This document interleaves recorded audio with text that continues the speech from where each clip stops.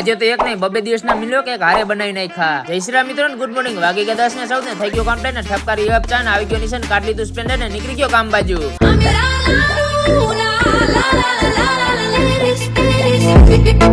આવી ગયો Raval bus stand ને લઈ લીધો થોડોક દુકાનનો સામાન અને પછી નીકળી ગયો ઘર બાજુ પાછો.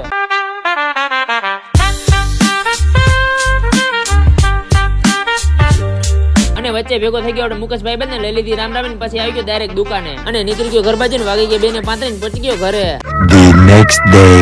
હતો આજે મિલોક દિવસ બીજો ને વાગી ગયા 10:55 ને ઠપકારી એક કપ ચા આપણે અને લઈ લીધી કંકોત્રી પધરાવવા માટે ને પછી નીકળી ગયો નીચે જવા માટે ને કાઢી લીધું સ્પ્લેન્ડર ને ખોલી લીધો ડેલો.